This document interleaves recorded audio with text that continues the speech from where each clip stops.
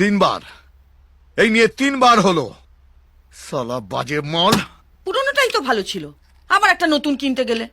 আরে কখনো কখনো পুরনো জিনিস বদলে নতুন জিনিস আনতে হয়। নতুন জিনিস মানে নতুন ভালোবাসা। ও, তার মানে আমি পুরনো হয়ে গেছি বলে আমাকেও যে কোনোদিন বদলে দেবে নাকি? দরকার পড়লে করতে হবে। যাও যাও, আমাকে দেখে কেউ বিশ্বাসই করে না যে আমার একটা বিয়ের যোগ্যী ছেলে আছে। সবাই ভাবে আমি কলেজে পড়ি।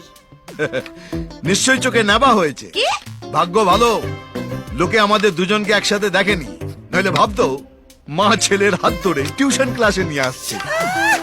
আর দীক্ষেতা, নতুন কাউকে এনে দেখো না, তোমার ওই সিডি প্লেয়ারের মতো চলতে চলতে।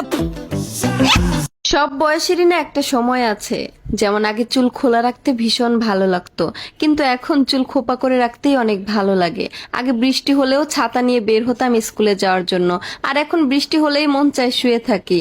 আসলে সময়ের সাথে সাথে মানুষের শখগুলোও না পাল্টে যায়।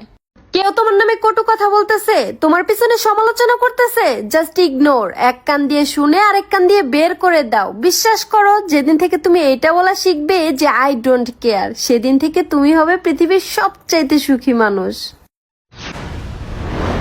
তোমার এত সাহস, ওই ছোড়াটাকে পার্টিতে ডেকেছো? আমলো যা, তুমিও তো ওই ছুরিটাকে ডেকেছিলে। কে ছুরি? ওই যে পার্টিতে যার উপর তোমার চোখটা ফবিকলের মতো আটকে ছিল। ছি ছি ছি, একটা হাঁটুর বয়সী ছেলের সঙ্গে লজ্জা করে না? তুমি যদি করতে পারো আমিও করব, ব্যাস হিসেব বরাবর হয়ে গেল। তুমিও করবে? হ্যাঁ করব, করবে? 100 বার করব। তাহলে আমিও করব। করো না, একটা কেন 10টা মেয়ে নিয়ে ইকির মিকির খেলো না, আমার তাতে কি যায় আসে। কিন্তু আজ থেকে তুমি আমার ব্যাপারে একদম নাক গলাবে না। আমার ব্যাপারও তুমি একদম নাক গলাবে না। আমার বই গেছে। হাট, হুট, হুরর, হুস, হুস।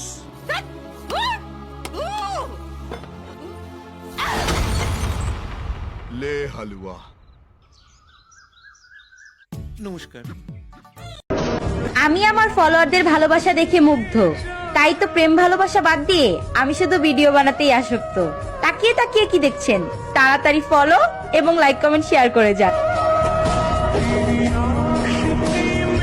জীবনের 90% প্রবলেম তখনই সলভ হয়ে যাবে যখন তুমি এটা বুঝতে শিখবে যে না তুমি কারোর, না কেউ তোমার, তুমি একান্তই তোমার। সময় পেলে কথা বলার নাম ভালোবাসা নয়, সময় বের করে কথা বলার নামই হচ্ছে ভালোবাসা। যে তোমাকে সত্যিকারের ভালোবাসবে সে শত ব্যস্ততার মাঝেও তোমার খোঁজ খবর নিবে।